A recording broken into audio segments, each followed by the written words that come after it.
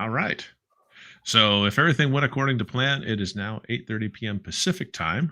And so that is a good thing because that is the time that we should be starting our live streams on a weekly basis. And so those of you that are able to join us live, of course, we welcome you. And those of you that are watching this in replay, we appreciate you taking the time out of your day to give us a listen or a watch or however you enjoy the content the most.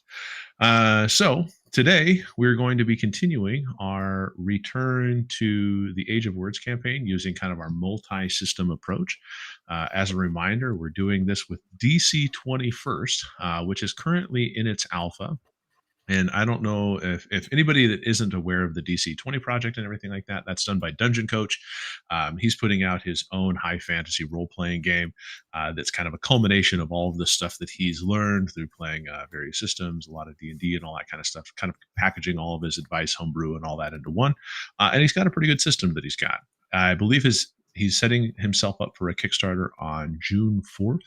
So if you guys are interested in how the game plays based on what we do, or if you're interested in more information, you can always check out his channel. It's a really interesting listen because he's got a lot of great advice about a lot of topics. So hit it, see what you like, do your thing. Sure. As we always say, do whatever the hell you want. We're just here to give you. We're just here to give you a little advice. That's all. Yeah, we're here to share our experiences, and obviously because we don't script anything, if we go on off on tangents, we apologize. Yes, we mostly manage not to do that on the actual plays most of the time. Oh, sure.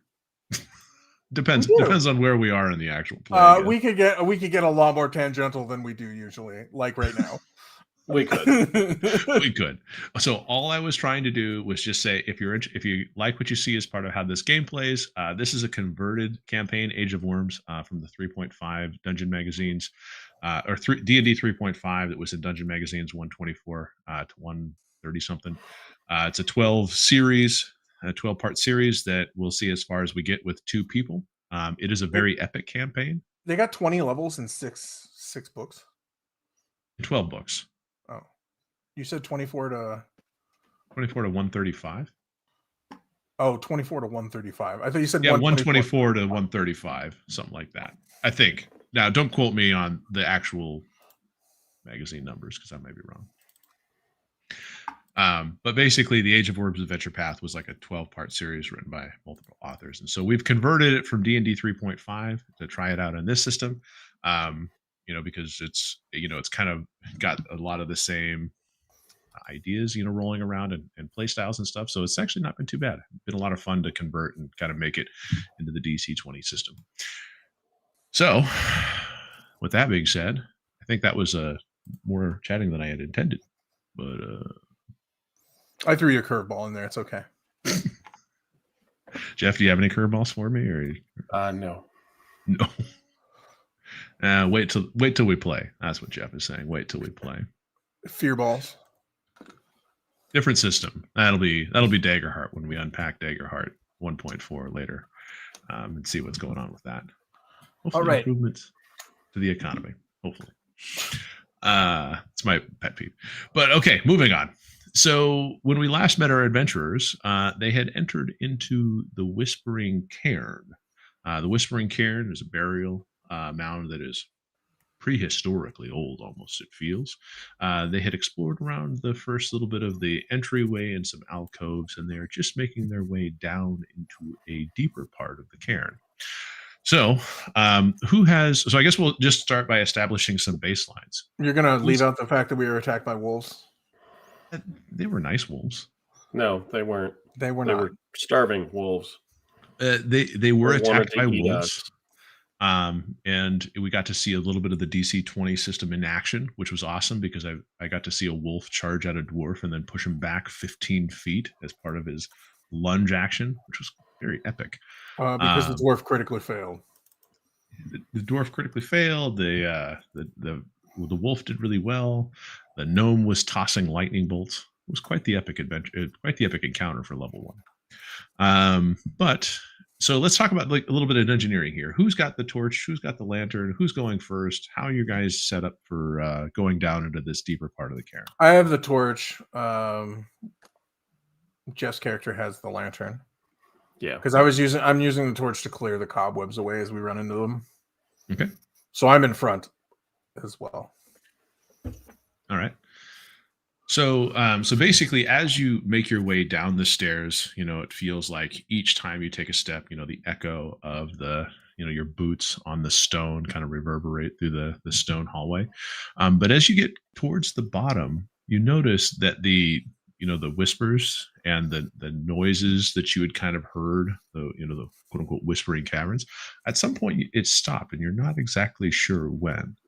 And as you exit from the stairs themselves, it actually opens up into a large domed chamber, kind of starting off at about 10 feet from when you get out, outside the stairs. From what your torch can see, it looks like it gets to about 30 feet at the top. Kind of outside, that since the room is so large, it does look as though there's some features that are outside your vision. But immediately, the first thing that you see is that there looks to be something in the center of the room. Based on how it's placed, it could be something like a table or something else. And then off to the side, you do see what could be hallways at the edge of your torch's light. You think we should check out what's in the middle of the room first before we look at the hallway, or what from a defensive? That's your call from what you need. I'll watch your back if that's what you want to do. Yeah, let's go see if there's anything on the table, or see if it is in fact a table. Let's head towards the middle of the room. Shield out, holding my torch. We take all the lights towards the centered dais. Sure. So what you see as you kind of walk up slowly towards the central dais is and you're looking around the room kind of defensively, hoping there are no more wolves or something like that. You see what look to be like countless chips of glass or shiny metal that as you walk kind of look like they reflect starlight in the chamber's dome ceiling. And of course, as you kind of make your way to the room, you see that around a room, there are different hallways that seem to branch off at pretty precise intervals. Based on your count, you see, two right outside, like as you go down the stairs, the walls went like this, and then you see two that are now behind you. You see two that are directly to your right and left when you reach the center, two that are kind of off at an angle, and then one straight ahead. Now, the straight ahead one is important because remember that green light that you saw when you were, when you were back in the upper down the hallway, entryway? Down farther. You can see that's where that eerie green light seems to be coming from. There seems to be a lantern hanging from a long chain that's in there. Okay. So when you get to the center, you see what appears to be a marble sarcophagus. It looks like it has a milky white bas-relief figure of a human, possibly, that is passively resting upon the sarcophagus lid, and it looks kind of like it's resting there.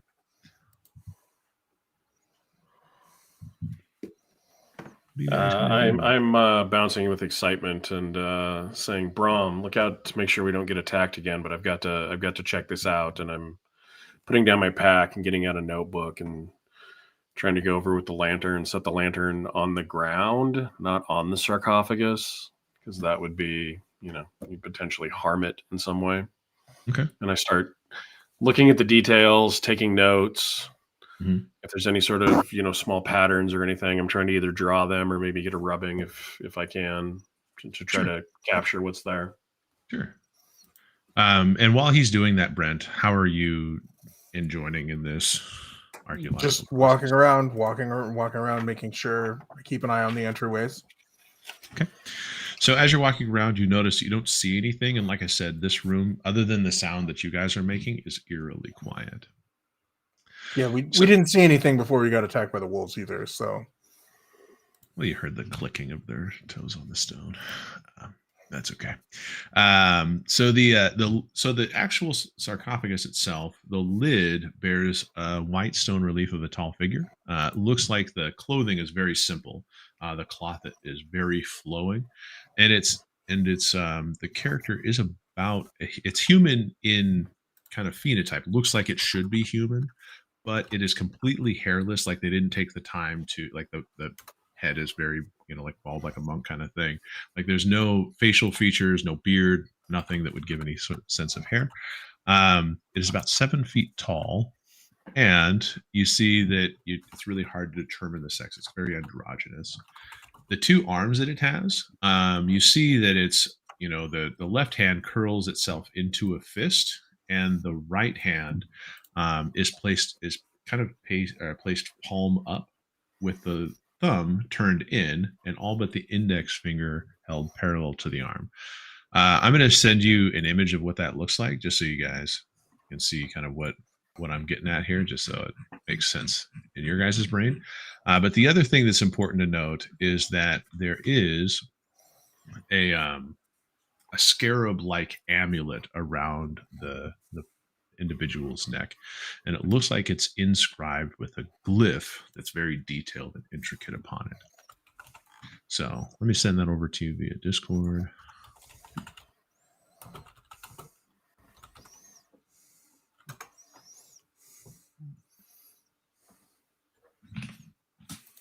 Just so you guys have kind of the common feature there.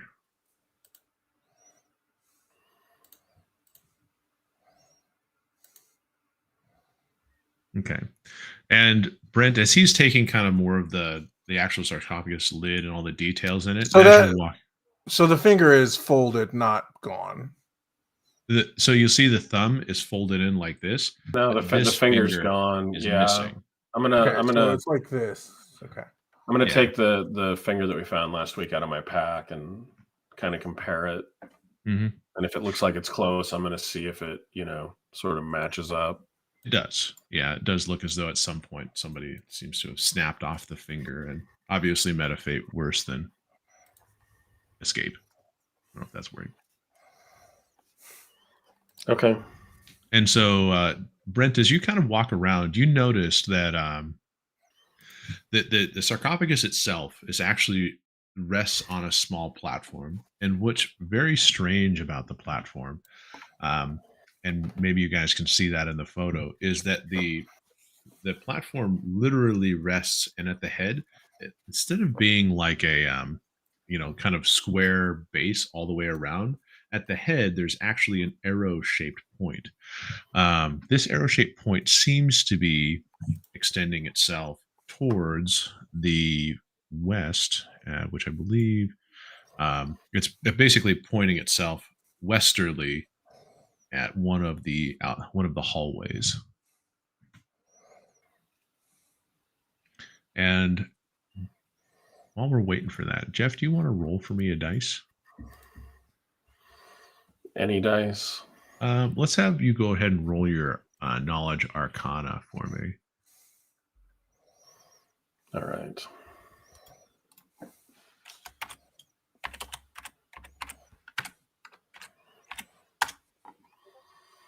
$15. Okay, so as you look at the glyph on the scarab, it looks like something that you've seen in Alistan's library. You're not exactly sure, but you think this is one of the ancient languages, probably prehistorically related to Auran or something like that, but you haven't actually studied this enough to remember exactly what the alphabet was called, but it does look familiar. I will copy down as best I can in the notebook whatever I see on the scarab. I'll try to draw the necklace and the scarab, and then what's on there, because I'm sure that Alistan will immediately know it. Mm-hmm. Possibly. And I'm mumbling this stuff out loud, so Brom might hear it. Oh, that looks familiar. I think I've seen that. Alistan will know it. Mm-hmm. I'm convinced. It doesn't matter if anybody else is. Okay. So you've got the sarcophagus. It looks like it's pointed off towards the hallway and the alcove, most westernly facing at this point. What else are you guys looking to do here? Does it look like anybody's tampered with the sarcophagus? That's a good question. Why don't you roll for me an investigation check? Investigation. All right. And in this case, Brent, are you thinking that you would want to help or assist or anything like that?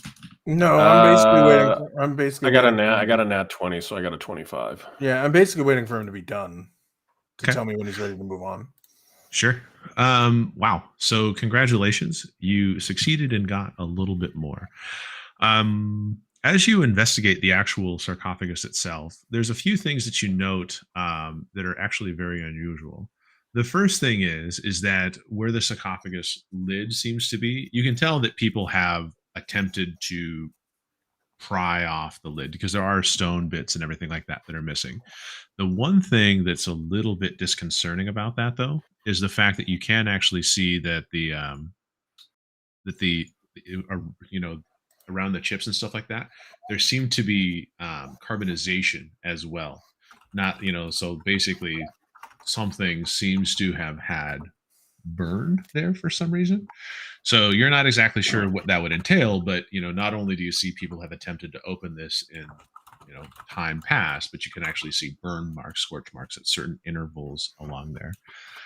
The second thing you notice is that as you look at the floor, you can see that the floor itself, it actually looks like there are tiny, and these aren't very big, but there are basically scratch marks that seem to go in a circular pattern, almost looking like they go either clockwise or counterclockwise around the sarcophagus. So as you kind of bring your torch close, you can see kind of like, how when you see like a rock has been drug across something, you see the scratch that it's made. It almost looks like that's what you can see on the ground. So it looks like it turns. Possibly, yeah. Seems to be one way that can happen.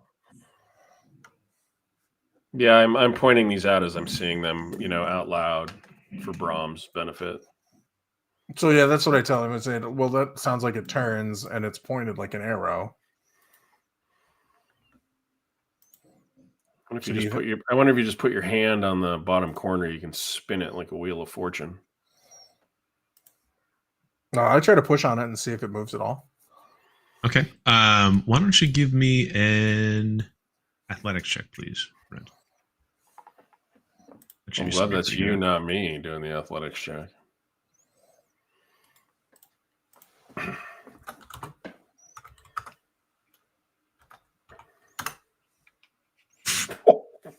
Wow. Sick. Well, we're rolling well on the rolls that might not matter a bunch as per normal. So basically as you push on it, you kind of like pushing various areas and stuff like that. And as you move to the point, as you move to a certain point, what you notice is that the sarcophagus starts pushing when you start pushing it clockwise. Do you continue to push on it? Yeah, I'll push it until it clicks, or okay. If it does a whole rotation, I guess that would be weird.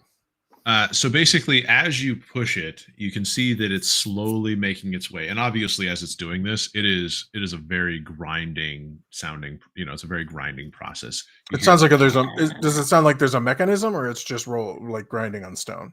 It sounds like there's probably a mechanism involved, but that, at this point, it's a little bit of A, a little bit of B. It sounds like stone is grinding, but also a mechanism is like chunk, chunk.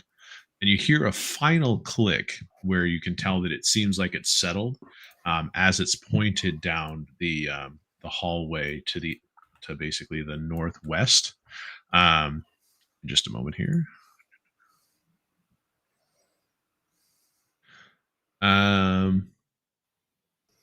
This is not the green hallway, right? This is the other hallway. No. So if the green hallway is direct due north, it's the hallway just to the left of that. Okay. So the green hallway would be next in its rotation clockwise.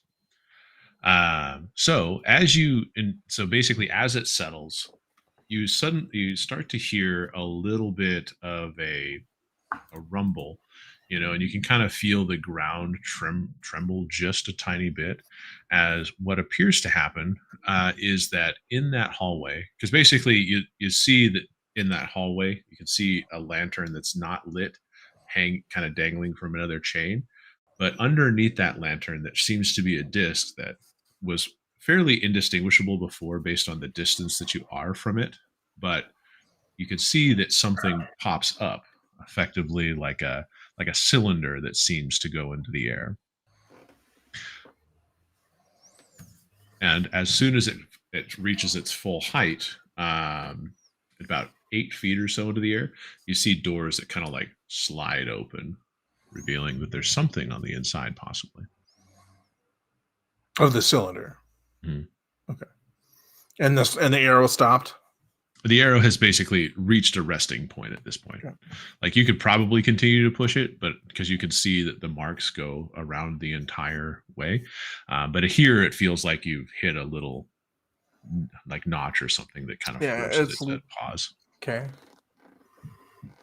Mm-hmm. Well, we should go check that out. I just don't know if we should walk directly towards it, maybe off to the side just a little bit. Oh, yeah, so we'll go check it out. Okay. I do tell you that it still feels like it could move, too, so there might be other ones. There might be. Whatever it is. Mm-hmm. So if there's anything in there that's coming out, it can't have a straight shot at us. So as you go inside, you basically see what looks to be, like I said, it's a cylinder. It looks like the doors are expertly crafted so that as they slide open, there's basically a way for them to slide open and closed without any impingement from the actual cylinder itself.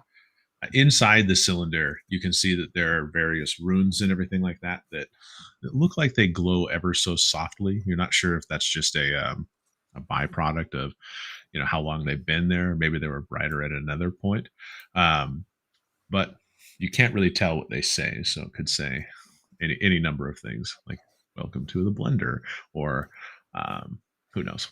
But the actual cylinder itself, it looks like when you see the thing, is it does look as though there are tracks on that basically looks like there was some sort of gear system or something like that pushed it forward above ground like it did. And it's just basically resting there at this point.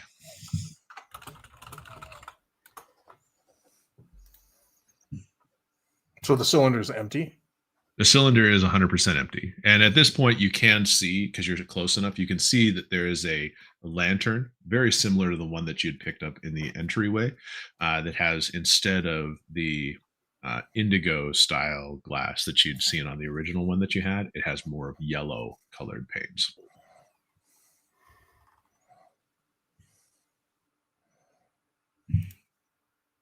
But it is not lit.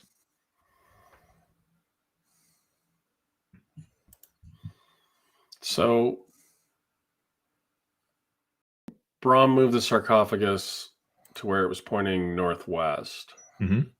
Was it originally pointing northeast? No, it was pointing south? west. It was pointing west. Yep, and you So basically he only moved it. Like, you went from 9 to 10:30 effectively. Okay. And is it pointing? It's pointing at the tunnel where the mm-hmm. Yeah. Yep. So the arrow is directly pointing down the hallway that leads to this yellow lantern and shaft. Now there is a floor in the cylinder, just so you know. So it's not like there's like a hole or anything like that. There is a floor. Do you think it means anything that we found a blue cylinder? You mean indigo lantern? Indigo lantern, like. So around the throne there was 7 lanterns: red, orange, yellow, green, blue, indigo, violet. You're talking about in the previous room, in the previous place. Yeah. Now we're down here, and there's 7 hallways. Yeah. And there's yellow. I'm guessing that the other 6 are red, orange, blue, green, indigo. Green, blue, indigo, violet. Mm-hmm. But I wonder, since we have an indigo lamp, I wonder if we can try to turn the sarcophagus, assuming that they go around in a circle the way they did before, because I noted the order. By my calculations, we'd need to get from northwest to yellow, green, blue, indigo. We'd need to get to east. Yep. I wonder if we can try to move the sarcophagus that far. Yeah, I'll go put and see if I can push it. Okay. So basically you kind of look, you don't see anything with that or anything along those lines. Since we've established that your dwarf apparently has his adrenaline going from his fight with the wolves, he's just super strong, man. He's just super strong. Yeah, I mean, a might of 3 is pretty good in this game. It is pretty good. So when you, so basically you push the sarcophagus again. Basically feel like you have to kind of like heave it out of the current notch or whatever it is resting in. You push, crunch, crunch, crunch. It goes all the way over to the green, according to Jeff's calculations, green lantern, because it's also lit. Hall. It falls back into like a notch. And as you're getting ready to push again, you actually fear, instead of like before, it felt like there was like it feels like it locks in place. It locks in place, but it also, you feel like there's a rumbling, like there's almost kind of a cacophonous creaking of stone against stone. And so you feel like it feels very light. And obviously as a dwarf, you're used to things kind of moving a little bit underground and all that stuff. But you see that a similar thing happens in this one, but very much in it kind of not the same smoothness could be described with how this happens, because another thing, basically an elevator comes up, or not elevator, I should say. Cylinder comes up, and what happens is instead of it kind of coming up like in a smooth action like the other one does, right. It kind of like chunk, kind of gratingly makes its way up. And you can kind of see that as it goes, instead of like having the smooth doors open that it has there, you see like one door kind of like it kind of forces itself open finally after that. And it did this in front of the green lantern, around it. Yeah. So basically the same. It's the same plate position where the cylinder had come up in the previous hallway where the yellow lantern was. When you hit the green one, this entire thing happened. Kind of caused it to come up. It forced itself open, and then are you guys going to continue to push? I want to go check out the. Yeah, we're gonna go check it out first. Yeah, and go check out, make sure it looks, see if it appears damaged or something, because the first one seemed like it worked really well, and this one seemed like it worked horribly. Why don't you go ahead and either one of you can make an investigation check for me. Do you want me to do that, or do you want to do it? I'm pretty sure you're better at it than I am. I think I am, but I wanted to offer. You were very much better at it than I am. A 23. Wow. Yeah, so you basically get there, and as you examine the cylinder and everything like that, you see that the reason the cylinder doesn't seem to be operating very well is that there is pitting and deterioration from the stone that isn't natural. Your time in Alistan, you've done some experience, and you've seen him do some experiments as well, but you can tell that a very strong acidic substance seems to have touched this at various places. It doesn't have any rhyme or reason. It's just at certain points, something kind of very acidic seems to have eaten away at the stone that comprises this cylinder, which is what caused it to fail. Like some of the gears have ground down. And based on your expert opinion, you think that this is a fairly precarious cylinder. Like this thing is, you would not say that it's got a long shelf life after this point. I pass that along, that it looks like somebody has randomly splashed acid all over this, and I don't, whatever it is supposed to be, I don't think it's safe or going to last much longer.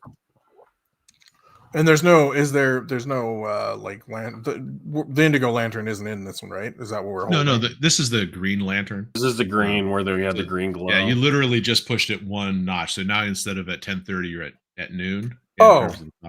And this is what happens when you do that. Oh yeah, I'm gonna keep pushing. Like the idea is to push it all the way. Like yeah, we'll just let see if it'll push. But I did ask you to hold up while I went and checked out. Okay. Yeah, so I'll just keep pushing, even if they all come up. We know what's happening now. Yeah. So as you push it again, you feel like it, falls out of the resting place. You kind of push it forward. Very Conan in your turning of this sarcophagus. Let's see. And you don't actually see that anything happens during the hallway there. Now, 1, 2, 3, 4, 5, 6, 7, 8. Yeah, it's just a little bit too dark to make out anything other than you can see the faint glimmer of probably another lantern hanging from a chain. But it's just too dark to really see anything else down there. Now, pushing it to the last spot, this is the, as you push it to its final resting place, this would be 3 p.m. on the clock to say, like, this is the indigo, quote unquote, hallway.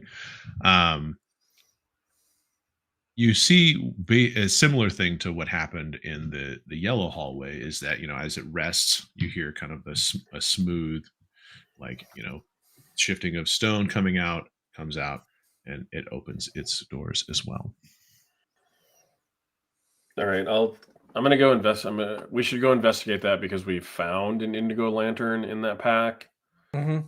I'm gonna go in and see if there's any place to hang or connect it in the cylinder or anything to interact with. So remember, there are dangling chains. That's where the lanterns are held. And you can see that there is a dangling chain, but it does, at the end of the hook where there's a lantern in the previous hallways that you explored, there's actually no lantern. So it looks like, based on what you could see, you could just easily hook it on there without any problems. So yeah, I guess I'm thinking that somebody stole this lantern out of here. It looks like it's the right size, right? Or it's precisely like the other lanterns in terms of artistry and manufacture. Each of them has a very stylistic, how the panes of the glass are kind of set up, and the color, and I mean, it's a very stylized thing. It's very much in line with the other ones that you've had a look at. So yeah, and it looks like it fits on there, no problem. Now obviously it's not lit like the green one is, but yeah, I'm gonna set it on there and see if anything happens. Nope, it just rests back in what appears to be its notch. It's got like a perfect, like, how it hooks and how it balances. It just takes whoop right there. Can we light? I mean, we should light it first. Yeah, you can light it. You just basically put a little bit of oil in it, and then all right, it's up like any other lantern. Yeah, so we'll light it and then try and rehang it. Okay. Yep. And now you have a beautiful indigo lantern lit here, as well as a cylinder that is up. Are you guys? Anything happen with the cylinder? I'm assuming that we're inside the cylinder as we're hanging the lantern. No, you're not inside the cylinder. The chain hanging it is behind the cylinder. So you would have to actually go around the cylinder to go there. Oh, so we'd have to go around. Yeah. I'm gonna go inside the cylinder and see if anything looks different. So as you approach the cylinder, this one does have something inside. And so, as you walk up to it, basically what you can see just kind of right out of the gate is you see numerous bones, moldy clothes on the floor of the cylinder. Many of the bones have been crushed. And if you want to do for me an investigation check. Yeah, I will investigate the bones, I guess.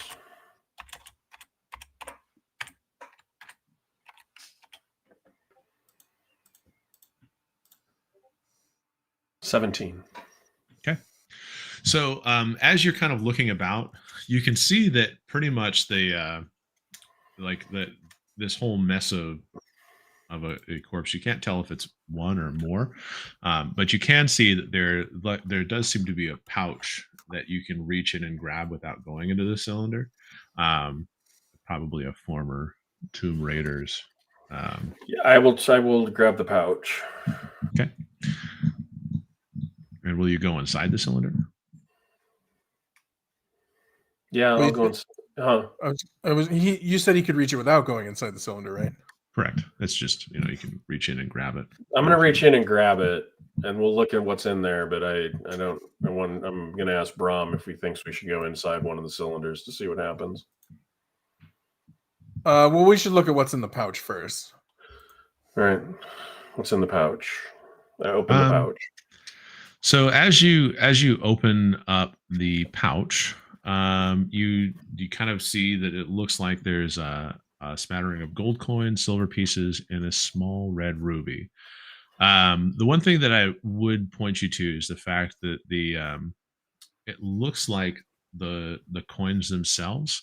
The pouch isn't very big. Obviously, it's just maybe the size of a baseball or a tennis ball with all those things in there. And the ruby looks like it's been chipped, and the coins themselves seems like they've warped slightly around each other. So.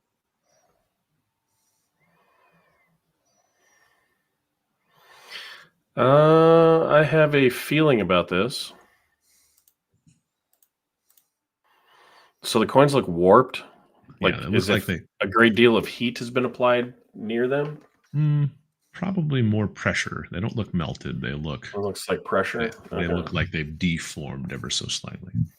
What do the bones look like in the little cylinder? Crushed. I don't think we should go in that one.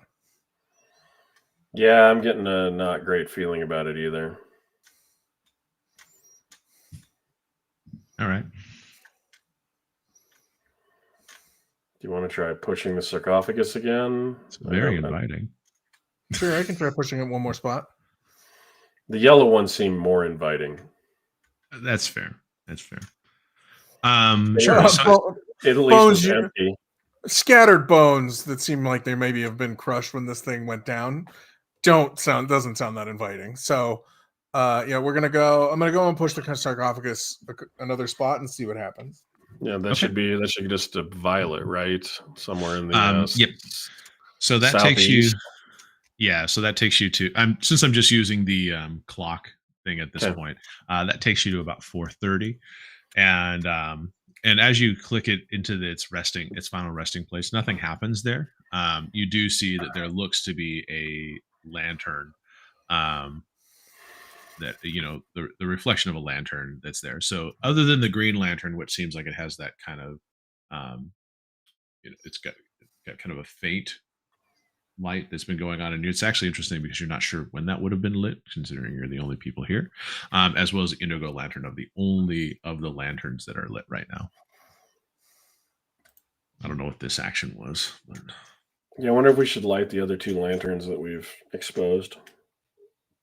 Oh, they're all hanging there. Yeah, so they all have lanterns. Yeah. Let's light all the lanterns. Okay. All right. I take the torch and I wander around and light all the lanterns. All right. So I wander with him just because visibility is. And I wait to get splashed by acid. Okay. Or attacked by a pressure wave so great it deforms coins in a bag. Or something. Yeah. So as you go around, you see that the first thing you notice is, because I'm assuming you're just going, like, you're starting with the violet lantern. The violet lantern lights up. And are you going clockwise, just kind of continuing your circuit? Yeah, probably back clockwise, then go through red and orange. Mm-hmm. Yeah, red, orange, yellow. So the first thing you notice is that you lit the violet one. Obviously, there's no changes that you can see or anything like that. But as you go over to where you had predicted that there would be a red lantern, there does not appear to be a red lantern that's hanging from the chain. However, you are able to light the lantern at the end of the orange, as well as the end of the yellow hallways and blue hallways without any issues or anything like that. The one thing I would want to point out to you, though, is as soon as you go down the hallway to light the blue lantern, the first thing that you see as you get down there, because this is a hallway that you actually didn't go down to the Right. terminus, you see that there is a skeleton that is lying in a heap on the floor there. The bones seem to be kind of jaggedly formed, or I guess positioned, not formed. What would you like to do? Investigate the skeleton. Okay. Let's go ahead and could you make for me a medicine check, Jeff? Yeah, I think that's okay. I was just checking to make sure that that was the same. 19. Wow. I'm impressed at your guys' checks. This is going to be really terrible when one of you fails like the most important check of the I don't night. know. I've rolled between 10 and 20. Yeah, it's been pretty good. It's been pretty good. I just have a +5 modifier on most of those. Yeah, it's kind of nice. So basically, as you go over and you examine the the corpse, you actually see that the bones themselves have kind of been broken, but you see that mostly in like the like leg and hip. And what you're not exactly a doctor of any kind or anything like that, but what your examination does indicate that like it seems like there was a great force applied to these, um, likely from a great fall or something like that, as opposed to you know some other things, especially given that the nature of the fractures are located in the pelvis and the legs. Looks like perhaps they fell down a great height, Brahm, breaking the legs and the hip. I look up. As you look up, you see that that where the chain dangles from, you're not actually able to see the ceiling within the radius of the torch that you have, especially since you're so short. Okay, there's my only short joke for the day.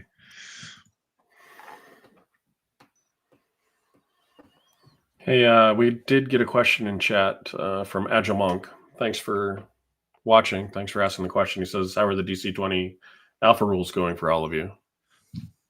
So far, really good, honestly. I feel like in terms of high fantasy, this is a really, it's like super easy to pick up. It's got a lot of cool things that different classes can do. And even though we haven't had a chance to try, obviously, every rule, because we're just doing the buddy cop system here, we've had a chance to try out both martial and spellcaster classes so far. And I mean, I've enjoyed it, and I found that it's been pretty easy to like take D&D style content and use the alpha rules for this. So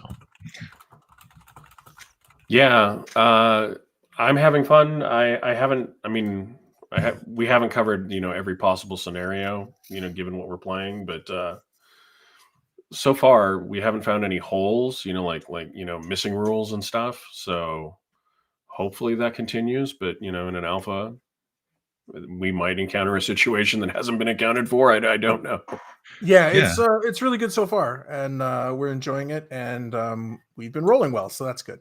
Yeah, well, the system feels great because they've been succeeding at some things. No, we're excited because he followed up and said that he's close with Alan and the team over there, and the system has tons of potential. So it's cool, and it does.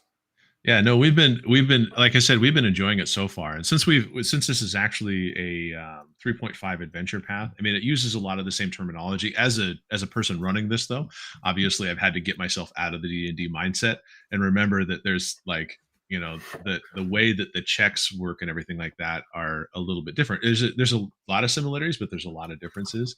But it's not been like super complicated at all. I'm really enjoying the ability just to pick up this up and play. And right now, I mean, it seems like combat has been appropriately epic, even more so at level 1 than typical D&D encounter. So yeah, and I did amazing crushing that one guy.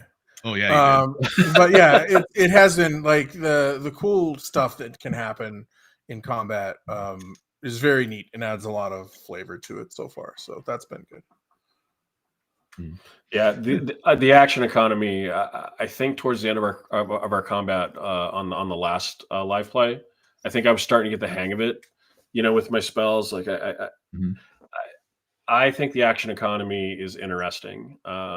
It's kind of fun if you buy it. You remember to reserve some when you need to reserve some potentially, but also there's times where you just got to go ahead and take a chance and spend them all to get the bigger bang for the buck. So the action economy, that's a good point.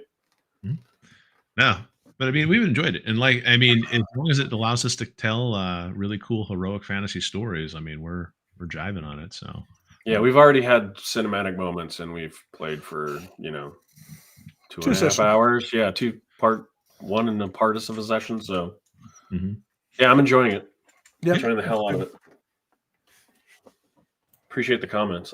That's always good. It's always good to know that people are watching, and this is obviously a very informal table. This is by no means like the oh hey, then there's the dungeon coach. Hello again. Oh, hello again. Welcome. So I'm glad more people have popped in here, and oh, cool, nice. Oh, well, we really appreciate that. Thank you. Well, honestly, thank you for putting together the system and giving us a chance to try the rules. It was not that hard to pick them up. And honestly, we're waiting for the Kickstarter to drop on what, June 4th, I think is what you said, and there might be some goodies for those early backers. So yeah, no, we're looking forward to it, and we're having a hell of a lot of fun playing it.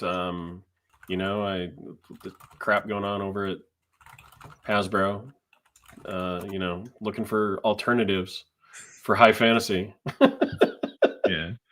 Oh, now we get a little bit of information on the Dungeon Crows. Alan and his wife and kids are wonderful. Well, that's nice to hear. It seems like a really cool dude, and we appreciate you checking out a small channel like ours to say hi. Yeah. So, and nice.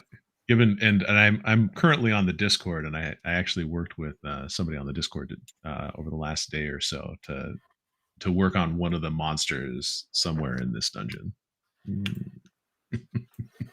So Mike's trying to kill us again. No, I'm just trying to apply the mechanics in a unique and fun way. Unique and lethal way. That's what we call it. Fun and lethal. So all right.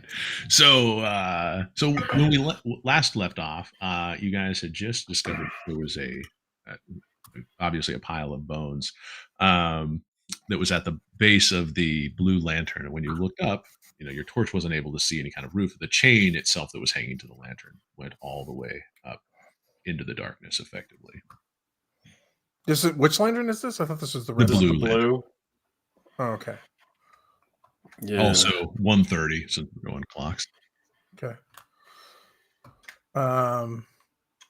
Yep, I can't see anything, so I don't know if the guy fell or what he may have fallen from. Yeah, I mean, obviously holding up my lantern, I'm assuming I can't really see anything as to where he could have fallen from. The only indication is he fell from a great height, probably from up in that from up darkness. above. Yeah.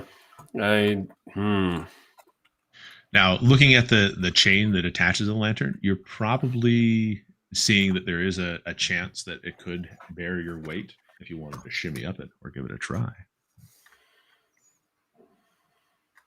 It seems like that's how this guy crushed his pelvis, so it doesn't seem like the brightest idea. Yeah, I don't know that I'm shimmying up it. It seems like something maybe if we had more people. You willing to catch me if your truss fall off of this chain? No. Do you have any spells that'll stop me from breaking my neck? No, I don't think so. Let me double check. I don't think so though, because I took lightning and teleportation. You can't lightning me, so that it slows my fall down. Fall is limiting. I might be able to lightning you and kill you before the fall does. That's one way to stop a fall, is to stop him before he falls. Electrocution. It'll numb you on the way down. I can mystery step, but I have to be able to see. I can misty step, but I have to be able to see. I can move up to 5 spaces. Mhm. But yeah, I have to be able to see, and it's too dark to see, so that isn't an option. Well, I mean, at most, what would we get out of me climbing this chain up higher to see what's up there? Do we really think the other lantern is up there? Because how many lanterns are we missing now? Missing the red one, and that's it. Yep, just the red one. So if we light the blue one, can we see any more? No, I mean between the lantern itself and the Okay, torch that that's you fine. have, I mean you pretty much are creating as much light as you can. How from many that. torches do we have? Well, how many torches do you feel you would go into A dozen, dungeon? maybe. With an endless supply outside at the entrance that we could just go back to and grab some more. Well, I mean, you guys, like the thing is that it's not like you guys couldn't go back to town and Right. we torches. probably have like 12. Yeah, we probably have like 12. So what I'm gonna do is I'm gonna light another torch, and I'm gonna see how high I can throw it up to see if we can get a better look. We can cast the light up higher and see if we can get a better look. Okay. Ready for that? Ready for that critical failure and that the torch falling right on my face, right on my face. Since we forgot the canary, we find out that there's actually gas in here somewhere. My beard's on fire! My beard's on fire! And the dwarf goes running around the room. Yeah, give it a shot. Why not? Little. What do you want me to roll for that, sir? I'm not. I don't. I mean, throwing up a torch. I mean, unless you're going to try to like do a really fancy torch swallowing trick, I can let you throw up a torch and you just can scramble out of the way. I mean, I'm trying to throw it as high as possible, though. I want to see if we can get any sort of good look up there. Yeah, see if there's something worth climbing to. Like, I'm not even saying I'm not trying to roll to give myself a sense of failure. I'm rolling to see if I can get it high enough to where we can actually see something. You throw the torch and you think you because like see how far can trapeze. How far can I throw something? Well, so the throne property is 1-5 according to what I was reading in here. But like, why don't you go ahead and just throw for me some dice? Why don't you just go with an athletics check for me, and we'll do this on a degree of success. Yeah, I rolled a 9 on that. Okay. I think maybe you should have taken off the armor before. No. Well, no. That's a bad idea. Needless to say, throwing in, of course, in a hallway, and it's just not easy. They're very unwieldy. You still get some good feed out of it. Like you throw it up, get about, you'd say probably between 15 and 20 feet into the air. Like, it's not as far as you probably wanted, just because it's not as heavy or as wieldy. Yeah, as I don't want to hit the seat. Yeah, and you said the ceiling looked like it was 30 feet at the center. What's that? Yeah, the ceiling was 30 feet at the center for this, but this one, like I said, it protrudes higher than that. Okay. So what I do say is that as you throw it up, basically it doesn't go very far, and what you can see is that it does reveal that there's a ceiling at the top. And because it's basically like a straight up shaft, and you see at the top kind of like where there would be an anchor for the lantern, and then actually off to the northeast you see that there's an opening that that's still shadowed by you can't see anything past it, but you can see that the wall basically goes backwards in the northeast area. I didn't critically fail, so I didn't light my beard on fire with the torch or hit myself in the face. I was laughing at Agile Monk's comment that he got about 12 feet and then landed back, rolled back down on him. Yeah, this is one of those moments where there is kind of an important roll, and I didn't roll very well. If you guys have seen the show before or watched in the future, you'll see that this is a pretty common thing that happens. This rolls that I roll to read the book. Oh, you not 20. Good job. I rolled to try and see something so we know what to do next. You rolled a 2. But I have +5. It's 2. Great. Okay, so basically we see that it's another cylinder going up, and not a cylinder, but the shaft goes up. It basically goes up, it follows the chain all the way up, and then at the northeast, basically a continuation of the direction of this current hallway. Is it if your guys are pointed here, it goes up, and then you see that it seems like there's a platform or like a hallway or something that's of course obscured by shadow because you can't see what's past it, but you can see a ledge effectively. So it would be like so I look what's your character's name again, Jeff? Zevrox. Zevrox. So I look at Zevrox and I say, I think the pillar might go up further. But I don't know how safe that is. Well, there wasn't a pillar in this one. This was just the lantern. Oh, there's no pillar that came up in this area? There's no cylinder here? Nope, just the lantern. Just the lantern. The hallway that goes up, it seems. So, yeah, I mean, other than trying to climb the chain, and I mean, so I get hit in the head with my torch, and I don't say that because I forgot what I was saying. So I just shrug. I go, I don't know. You could see it too. So I was like, yeah, I can see it too. How far is it, Mike? I mean, I guess this gives me. Is this a reason for me to try and climb the chain with my most recent roll? Do you want me to go up there and see what's up there? I could try and do agility. It's not my strong suit, but it's not, if it's pure athletics, I got a -2 and I'm pretty aft. Okay, so athletics would be something that I would probably default to for any type of climbing check. So whoever would have the best athletics would be the quote unquote best climber for this type of situation. That would be me, probably. I only set that up because I really want to see how high you get, Brent, before you I fall down. Before he falls and breaks his pelvis. Okay, so now I will take off the armor. But technically that's not going to change anything, right? Mechanically. No, because when you have armor on and everything like that, it does affect you in different ways. Like you have disadvantage for agility checks. We're getting help from the crowd. Agile Monk said, "What would the wise thing to do? What would be the wise thing to do? Why is this fun? Why is this fun? Wise would be to leave and come back with more people and ropes and pulleys and. Wise would be getting a day job, not being an adventurer.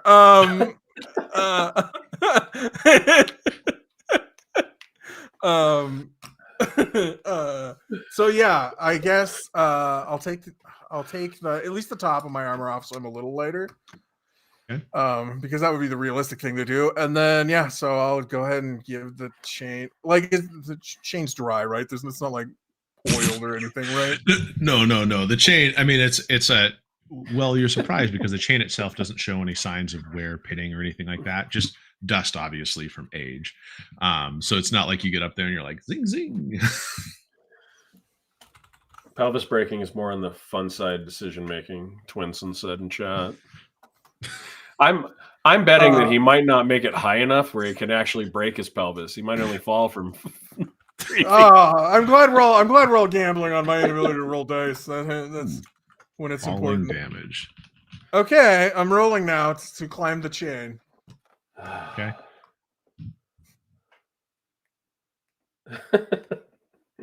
Hey, it wasn't a 1. It was a 10. It was a 10. So I've rolled a 5 and a 6 now. Okay.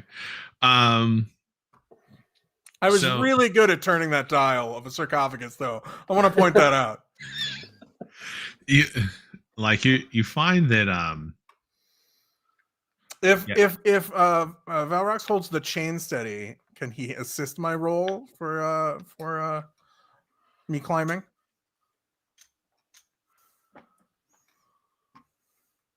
Well, that it would be like, yeah. I mean, I guess you could assist in that way, because it is a loose chain, and you don't look at me as to be the expert on how climbing things work. Free climbing. Yeah, gym climbing was not my thing. Yeah, I never gym climbed a thing in my life. So let's see, assisting in a skill.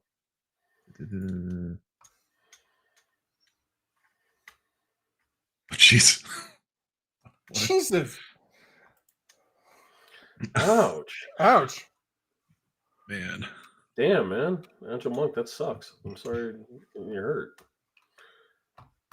I could throw a torch to light the way. Yeah, broken sternum's no good. Like Yeah, Actually- that's horrible. anything that hurts when you breathe is Ribs, the ribs. most unpleasant thing ever. So I'm Ribs sorry hurt to when you hear that. breathe, when you lay there still, when you think. Yeah. You know, and honestly, Ooh. I think, you know, we'll have you go up this, because honestly, in terms of like climbing, I guess I didn't realize that, but it's not a ladder, but I would put this close to being like a knotted rope, and there's no need to make that with an athletics check. So I did forget about that part. So so you make your way up. It's slow going. You know, he's holding kind of the lantern as best as he can, but you know, one hand over the other, 1 foot gripping the chain, slow dwarf sounds as you make your way all the way to the top. And you see, like, as you get to the, you know, as you're going through, it's actually in the rules this way. I actually went the wrong way for having you require that, so that's more my fault. As you get all the way to the top, you see that there's basically like a legend, and my question is that, you know, this is kind of retcon here. Did you bring any sort of light source with you? Like, yeah, I had the torch in my teeth apparently.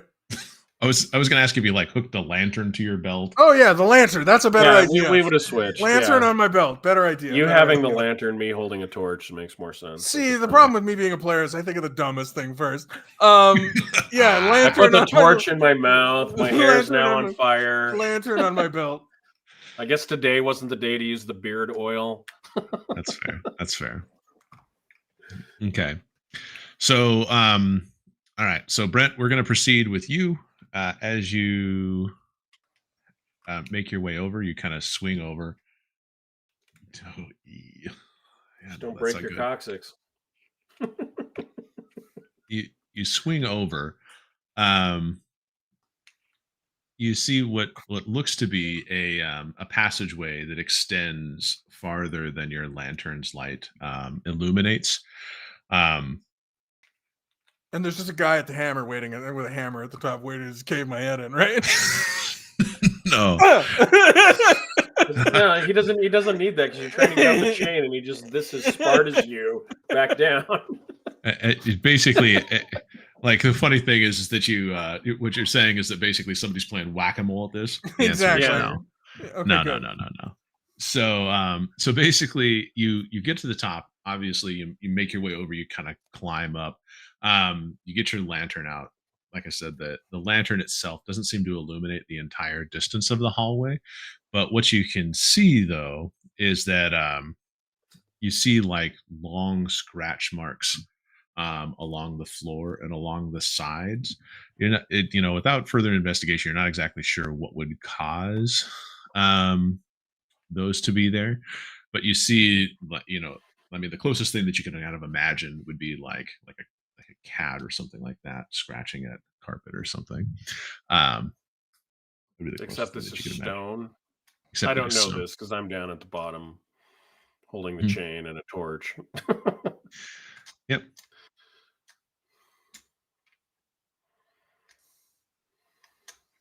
Okay. How far does it look like it goes? Like, how far? Well, it goes farther than your lantern standing kind of at the edge there.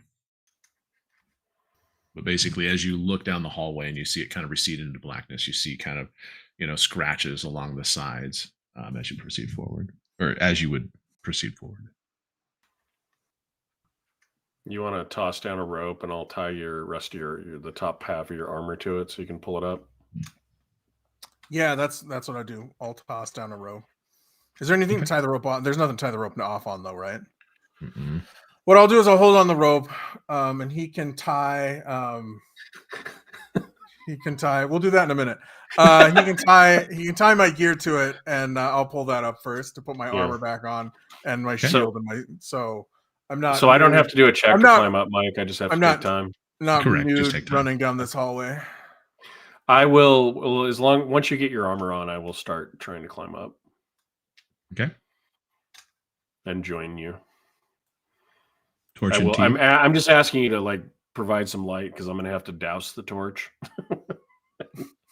Yeah. Yeah. So I'll hold the rope. I put the lit torch in my backpack.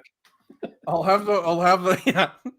I just start myself on fire and run down the hallway to illuminate for people. So I tie the rope around myself and hold the lantern for him. So I pull Okay. my stuff up first, do that, and then you can just come up the chain. Then I can just come up the chain. I'll just hold up the lantern for him so he can see up the chain. Okay. Thanks for the sub. Appreciate it. Yeah, Man. thank you. Yeah, that's awesome. We do appreciate it. Love it. And of course, if you see any of our videos and you like it, always throw some stuff in the comments. We like talking with folks about these things. Thank you, guys. We love the conversation. Appreciate it. Thank you. Yeah, no, thank you, guys. We love the conversation. We love playing together. We've been playing together for a long time, but it's also cool getting to interact with people and have questions about the game. And we're informal enough that Yeah, this is more like your home table. This is already people like, and we're plenty fine with going on some tangents. But we'll still we will do a lot of dumb stuff. So if that's your type of thing, we're good. That's true. What did one of the podcasters I listened to say? He's like, always be the player that drinks the unlabeled potion. That's always the guy that's gonna have the most fun. So I gear back up, and I guess we go down the hallway with the slightly ominous scratch marks down it. Yeah, slightly ominous. I'll put on my dramatic face. All right. Yes. Okay. I light a torch for you and take back the lantern. Okay. Back to our take standard. the lantern. Yeah. Okay. And shield forward, torch out. I guess I go down I do ask you, I say, hey, do you have any idea what those scratch marks might be? Sure, if you want to. You're a learned man. Yeah. Is that investigation or arcana or something? Let's do an investigation check. Because if you say something real bad, I'm going to suggest we don't go down the tunnel the rest of the way. I almost rolled a D209, 209 sided dice. I bet I got a good result on that one. And could you imagine failing with that though? 14. Yeah. So what it looks like, based on your examination of it, it looks like it's scratches made from something, probably a dagger or some other metal object. You can see pieces of broken metal that seem to have come off in the channels that you see there. Oh, good. Like somebody being dragged down the tunnel. That's even better. Awesome. Let's go. So yeah, I guess we sally forth down the tunnel. I am very much. We're going fairly slow. I'm keeping my shield out in front of me, and the torch kind of forward. Okay. So basically the shield in front, torch forward. You see, it doesn't take you very long before you reveal you're dead. Reveal you die. That's different than I had planned the hallway. But it doesn't take you very long to feel the gelatinous cube eating you. Anyway. No. So as you go down, you feel like the hallway continues to extend down farther, and you see that it's kind of like a common theme. As you get, you see a little farther, there seems to be scratches and stuff like that. Based on what you can tell, it's probably pretty desperate, considering you can see them on the floor and on the sides and everything. It doesn't take you too long though before you start to see that the hallway ends, and basically light seems to be coming off of something at the very end. Now this is important. I'd like one of you to make for me an awareness check. Don't say that. Don't say it's important. My dice will hear you. I guess I'm in front, so what do I get? Is it just one of us can? I mean, yeah, if it's only one of us, he should do it. If you want both of us, I'll do it too. Why don't you both make the awareness check for me? That'll be fine. Okay. Sorry, I was answering Twinson. Ooh, awareness. Hey! I did good on that one. Ooh, nice. Oh, yeah, you did. Okay, 23. So you succeeded with a critical success. So maybe the automatic death will not happen. Who knows? Automatic death. Automatic. Yeah. Thanks. Always drink from the brackish pool in the middle of the room. That never Sorry. you out right. Okay, so Mine is probably not going to be that good, but I'm going to roll it anyhow. 18. it's fine. So what you both kind of notice is that as you go as you kind of go down the hallway very slowly, you actually see what appears to be a giant face that takes up the entire hall, that like what seems to be the terminus of the hallway. It seems that it also has the physiology of the face resembles the sexless figure that you saw upon the bas relief of the sarcophagus. But the face itself is like it looks like its position of the mouth is actually screaming. And this is a 20-foot hallway that it kind of opens up into here. And what you're looking at right now, the face itself it looks like a large stone structure, the mouth being open. There's nothing inside the mouth or anything like that. But one thing that you noticed as part of kind of your examinations is, Brent, with your critical success, you see that like effectively the scratch marks stop at a certain point, and then there are no scratch marks past that point.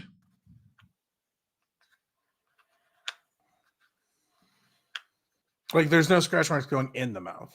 There are no scratch marks that go into the mouth, and if you imagine this being like, is there like a wall behind the mouth, or is it like open? Like there looks to be the mouth itself seems like it's like closed, or there's it's not the mouth. The mouth isn't a tunnel. No, it's not a tunnel. But there's no bones here either.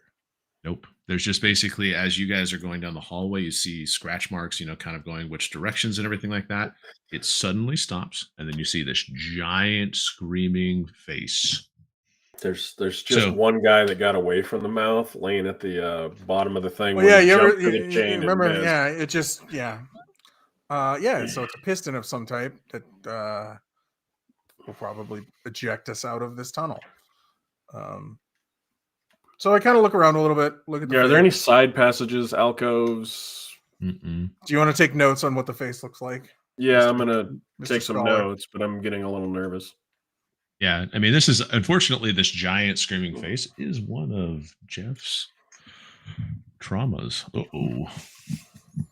Oh yeah, it is a giant. Mm-hmm. Yeah, I don't really like giants. No, it does give you the heebie-jeebies, let's say. Okay, it's much larger than me. Well, I guess it's a dead end, so I guess we head back the other way. Time well spent. I'm going to examine it. Does it look? I mean, can I tell what it's made out of? Does it look like there's a mechanism of some kind? Like, is there an? I guess I could try to push it. Okay. So, you guys go up to the face to. Yeah, take a look. Because I mean, you're saying that the scratch marks only go so far, mm-hmm. and then there's a space where they're not there anymore. It may shoot all the way out to the edge and then drag itself back. I have no idea. Well, yeah, that's what I'm assuming happens, but okay, well, or it goes out like a hungry hippo. So who's in the mouth? Brett? You were the one in front, right? I was in front, but he passed. I would have passed him. I would have passed him. I would be in front now. Perfect. That's fine. So basically, Jeff, this is part of your character's nightmare fuel. What seems to happen is as you get closer to the face, you step and you feel the telltale sign of a pressure plate. When this happens, the face seemingly animates and a terrible wind starts to blow from its wailing mouth. As the face starts to light up, you see like the eyes. You know how when you see those like kind of crazy acid trip things, the psychedelic kind of things. Yeah. You see that all seven red, orange, yellow kind of spin hypnotically within the eyes itself. Now here's the fun part. We're going to ask for a mental save from both of you. Ooh. What do I roll on a mental save? Wait, we have mental defense. Yeah, so you have the different types of saves and everything like that. Okay. So a mental save is a mental check includes any check that requires a creature's focus perform, such as charisma, intelligence, or spell check. This includes any skill or trade that might be charisma and all that kind of stuff. So in this case, we'll be using what would be the best one for this?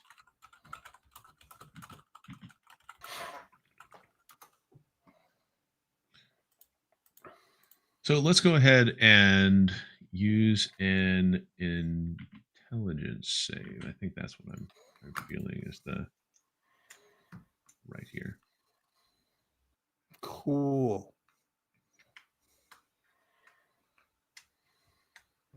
So what is my bonus? What do I roll? So for you, because I have your character sheet up, you have a 1 in there, so it would be your D20 plus 1 if I'm reading this correct. Cool. So I'll do a D20 plus 3 then. Actually, the D20 plus attribute plus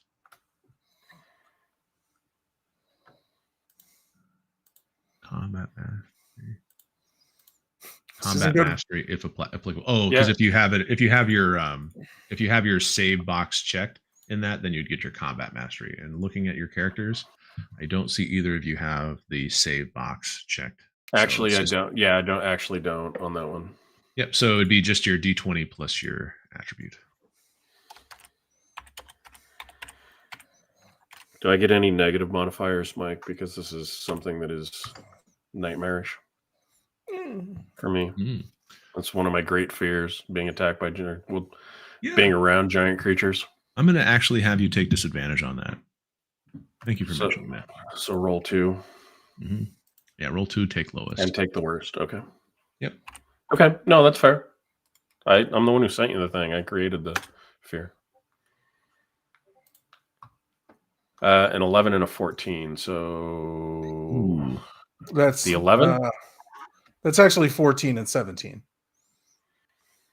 Oh, is it? Yeah, because it's 11 plus 3 and 14 plus 3. Okay, so 14 is the worst. Okay. So you actually did better than me. With disadvantage. With your horrible fear and disadvantage, you rolled a point higher than I did. I know, but I'm also extremely fascinated by this, whatever this is. The opportunity to learn. Our impending doom. Yeah, I'm fascinated. I'm impressed by that too. I'm scared shitless, but Alistan's gonna he's gonna reward me for this information. Alistan's new apprentice is gonna be awful happy with all the information that he finds on our body. When they find my notebook with my detailed notes. Okay, so in this case, you both seem to be drawn to the patterns that it is, but you don't actually feel like like that seems to be it. You can tell that it's like trying to draw you in, but you still have control over your body and everything like that. The one thing that I would let you know though is that right now, as soon as you kind of like, you're trying to stay with reality and you're focused on, kind of everything around you, you notice that you get blasted with a gust of wind. Not super strong, but you can tell that the wind is just picking up in intensity. Do you think? I don't think we can go forward, Braun. No, it's very much trying to push you back. So I'm going to give you 1 round to decide what you're going to do, and then do we head back and try to climb down the chain? I mean, yeah, that's the only option we really have, unless we have something we can stuff in the mouth to try and make it stop blowing us out of the thing. But I don't think we have anything big enough or solid enough. I think we can go back. We double time down the hallway. Okay. Making the sound of an Aztec death whistle. That is very scary. That is a good Aztec death whistles. Yeah, that is a good description. Yeah. So, and that would be absolutely goddamn terrifying for the record. Does the sound like the whispering that we heard? Potentially just hugely magnified because we're close to the sword. It does not. It basically, I mean, I didn't have it sounding like an Aztec death whistle. That was way cooler than what I had planned. It sounds like basically you're in a wind tunnel. Okay. It almost it's The like right out of scholarly the part gate. is slowly leaving my brain, and we are. Yeah, your ability to communicate with anything other than hand gestures is going away really quickly. Okay. All right. We're running towards the chain. Okay, so as you Yep, run and I towards let you the go ahead of chain, me. as you get closer to the chain, you notice that the It's gone. actual intensity of the wind increases, meaning that you suddenly have a lot more speed than you Cool. We thought. should be able to make the jump to the chain. That's true. You should be able to make a jump to the chain. Why don't we? Well, if we survive this, at least we know how the guy got smashed on the rocks. Yeah, we got our answer. Yeah. Why don't we go ahead and in this particular case, I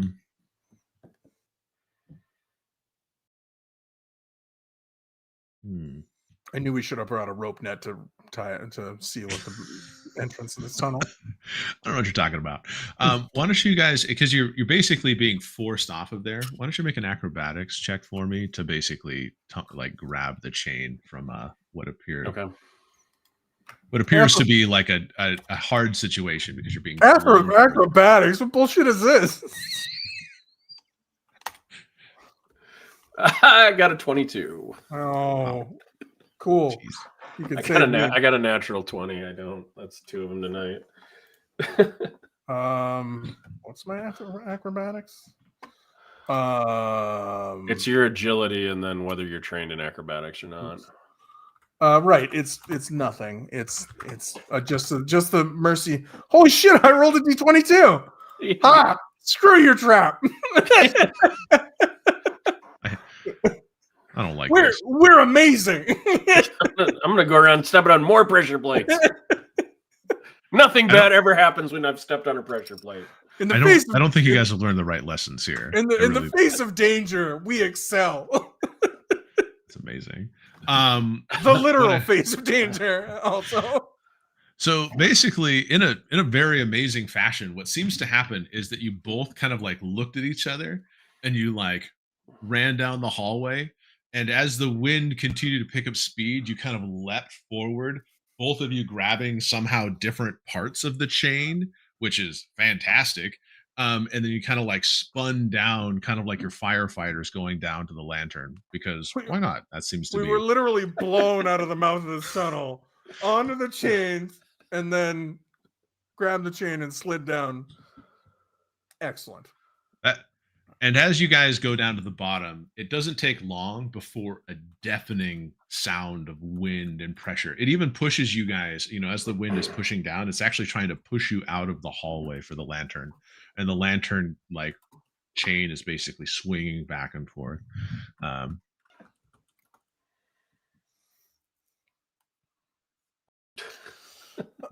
So, yeah. Okay, what do you do next? I'm still panicking. We run back to the pleasure plate and slap it again in defiance. I like that idea. Yeah. Defiance. I think this is one of those situations where I don't feel like you guys learn. I'm gonna climb back up there again. Maybe we did something wrong. No. Okay. Well, we know how the guy died. We know how the guy died, but I don't know if that's where our the answer is where we need to be. And we know for sure that there's traps here now. We found out in the worst way possible we could have found out, with the least amount of consequences, which I'm happy. Right? Yeah. No, we got lucky as shit. So. I'm impressed. I mean, not to say that I set anything up, but I was. I'm trying to be better to because you guys don't really have any kind of roguish character in your party, like to describe what could be a trap. I thought I was doing pretty good there. Oh no, I think we knew it was a trap. No, and yeah. I was totally playing my character. I was like, well, this door is scary as shit, but it's absolutely fascinating as I'm face down in my notebook, not checking for traps, not looking around, no. And I have something to prove, so I'm kind of a run towards the fire type of guy. So That's fair. Something to prove and too interested to be scared. Gotcha. Yeah. Okay. So as you guys make your way down to the base, it does take a moment, but it seems like the wind reaches a climax and then suddenly just kind of like stops. So we could go back up there that the wind has stopped. But I don't know what we do. Like, No, we're not going back up there. That would be dumb. Okay. There's nothing at the end of the tunnel. The mouth wasn't a. There was no continuation of the tunnel. So that is a dead end. Mm-hmm. I say you can write that down. Face thing, dead end. I've been taking a lot of notes. I know your character takes notes. That's why I told you in character. You can write that down. And we didn't find the red lantern up there, so. Mm-mm. Yeah, I got face trap, pressure plate. Lucky to be alive. Very lucky. Good rolls, honestly. I've been really impressed with your guys' rolls. That was pure skill. I don't know what you're talking about. Pure We're amazing. skill. We're amazing. Well, you have the training for that. I don't have the training for that. 100% of the time that we've tripped a trap, we have survived with the utmost in bestness. 100%. That's true. That's true. So yeah, I look to you and say, what should we try now? We should go see if we can investigate around probably where the red lantern is missing. Okay. All right. So you head back to the hallway and the alcove, or like kind of the alcove where the red lantern would be. It does seem as though that it's, by comparison to the previous hallway, it's very boring.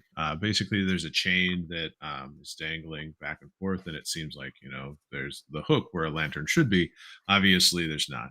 Now, knowing what you know from the blue hallway, you look up and you actually do see a ceiling within the view of your light source, so within the torchlight. So it isn't the big high ceiling. Mm-hmm. Can we see a ledge if we hold up? Because if I'm holding the light here, it's about, I don't know, 1.5 feet off the ground. If I go like this, it's about 3.25 feet off the ground. Yeah, basically the ceiling that you can see the chain anchored to looks the same in both cases. Okay, so it's anchored to the ceiling. Yeah. A very nice ceiling, a stone ceiling. Looks very sturdy. But I don't have to throw a torch up at this one? Okay. No. And I could just see you throwing up the torch and hit that one and just like throwing it back. Yeah, so we should see if there's any other weird hallways then, because we were mostly lighting the lanterns. What does it? So there's nowhere else to go. So we walk down the tunnel, we find the chain, but then it's just a dead end after the chain, or is there more tunnel? Oh, that's just a dead end. So basically, each of these terminate right, or like the lantern seems to be centered in an area that is where the chain terminates, like a little small circle. And there's no cylinder. Is there a cylinder in this hallway? Nope. The only two that had cylinder, or the only three that had cylinders, is you had a cylinder that came up with the yellow, you had a cylinder that tried to come up with the green, and then you had a cylinder that was a scary cylinder come up with the indigo. Yeah. Let's check the other ones as we work back to yellow. And at yellow, I think maybe we should try to get into the cylinder. Okay. So I love this plan. What could go wrong? Yeah. So like I said, so as you kind of move forward, the only ones that had the cylinders, do you kind of basically we'll work around from red. We'll go to orange, I guess, is the next one, and then we'll go to yellow. And we'll investigate the chain at yellow. Yeah, we're seeing if any of the other chains have ledges or anything, or if they all look like they don't. So to do it one at a time, as you guys go through and you look at each of the different hallways, all the hallways except blue terminate the same as the red one did. They effectively go up to an area where the chain is basically anchored into the ceiling. You have the torches lit so that the play of the color, that's what's giving you the most illumination. It seems to be quite bright, in spite of the fact that they're very colorful lanterns. But the only one that seemed to have anything above that is, of course, the blue hallway. And there's nothing under it. Like if we walk for it, there's no. Yeah, the only ones that seem to have cylinders that come up, like I said, are the yellow, green. Let's go investigate the yellow the yellow hallway cylinder. Yep, okay. We go in the yellow cylinder and we'll go look around. Okay, so hey, look, there's two buttons. One says up, one says down. Which one do you push? No. So who goes in the yellow cylinder first? I will go in the yellow cylinder first because I'm the I'm assuming scientific discovery. My name. Yeah, I'm assuming he's making notes on the runes. Yeah. So as you get inside the cylinder, because basically Brent is getting his work out as he's pushing the sarcophagus clockwise over and over and over, and you get it all the way back to the yellow hallway. Obviously, the cylinder comes up. Not so much fuss. Jeff, as you get inside the cylinder, you kind of like start to take notes, and less than maybe 10 seconds later, the cylinder just right behind you and then descends. Okay. Hi, Jeff. Like at 1,000 miles an hour? No, it actually feels like you are going down, and you kind of, as you're going, you feel almost like kind of like butterflies in your stomach, because you're moving down at a rate that's probably faster than you expect, but it doesn't take very long at all. The cylinder eventually comes down to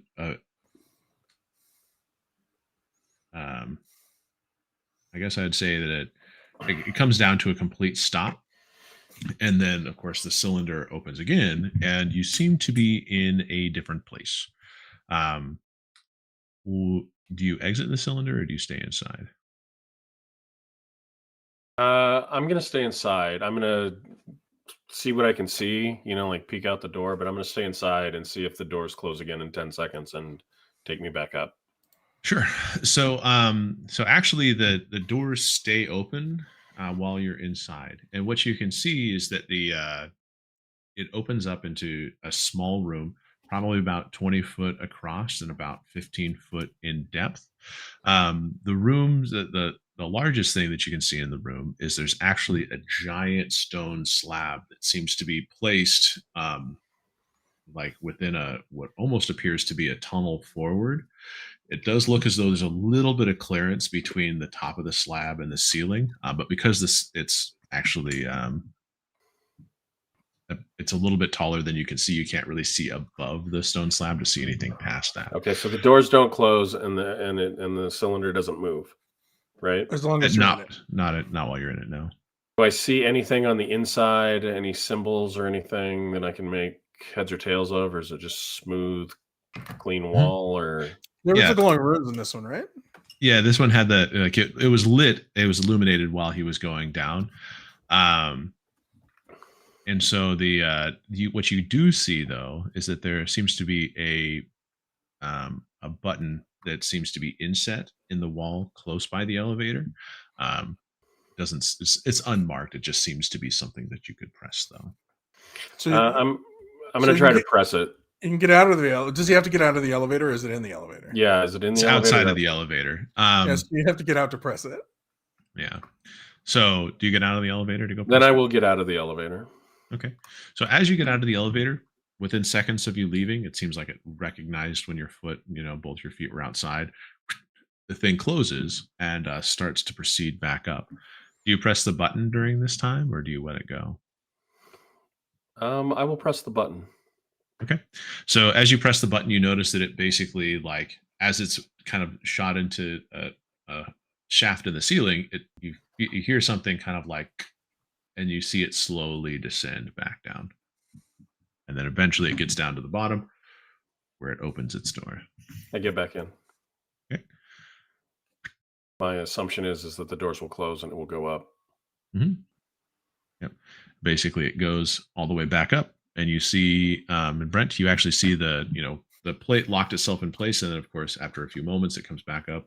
The door's open. Oh no, I left. I figured he was gone. I left. So the door's open, and I get out, and I yell, "Brom!" You won't believe it. There's a huge stone tablet down there. I'm pretty much just standing like this. I'm pretty much just standing there waiting to see if it comes back up or not. There's a huge stone tablet.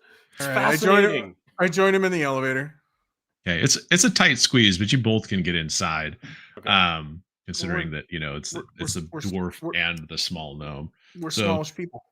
As you both get inside the elevator, the doors make their with 2 adventure packs, a lit torch, a lantern. Yeah, it's very crowded, and roll for your beard to burn. I mean, we're kind of holding them above our heads, the things that are fiery. Yeah. I mean, it is a fairly tall cylinder, so you can hold it up pretty well. So it does go And I'm down to the busily base telling him about again. my adventure without him. You know that I got down and I got out and it started to go back up, but then there was a button and I pushed it, and like I'm absolutely fascinated by this technology Yeah, or it's magic, pretty whichever it's it pretty is. cool. It seems like you couldn't actually see that there was any kind of gears or pulley system or anything like that. So you're kind of leaning that it's a magical Magic. contraption. Yeah. So when you get down to the elevator, you basically it is a very crowded elevator. You notice it opens, and as you both kind of like scoot out, hopping out into this area, you can see that there's I could have put you on my shoulders. That may have been a little crowded. you see that there's actually some bas relief images on the walls.